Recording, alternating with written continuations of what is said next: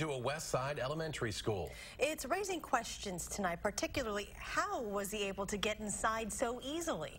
Police attempted to arrest the 19-year-old this morning at his home on Glacier Drive, just a few blocks away from John Muir Elementary School.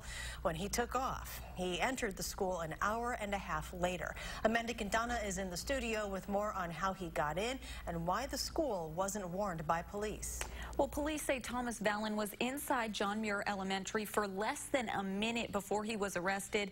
He was not armed and no children were hurt, but an unauthorized person inside sent 400 students into a code red lockdown. Both children and teachers sheltered in place, and they experienced a real-life stressful situation that was not a drill.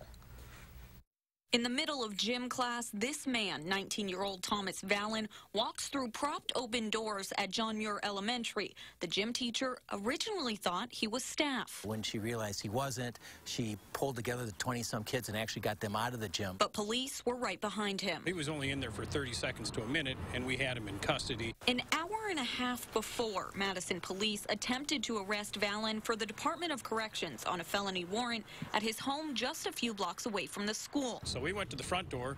He went out the back and took off running, so we set up a perimeter in the neighborhood. This is someone who's done a lot of burglaries in that neighborhood. School officials believe he went up these steps to enter at the back of campus, an area not fenced off. Police didn't originally alert the school because they didn't believe he was a threat, saying his record shows multiple burglary, theft, and bail jumping charges, but nothing dangerous. Didn't appear to be a big deal. He was deemed by the courts to be safe to be living back at his parents' home in this neighborhood. So if he was a real risk, the court shouldn't have let him back out in the first place. But for some, they're shaken by how easy it was for someone to get into the school. When you look around the country, it's what other communities are doing with respect to schools. I mean, their schools are practically fortresses, you know, and is Madison willing and ready to go to the level of security? Adding another layer to the ongoing conversation on school safety. A dangerous person can pretty much get into any environment they really want to.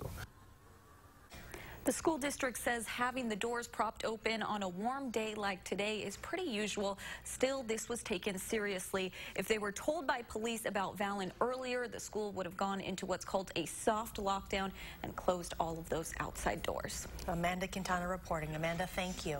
Cash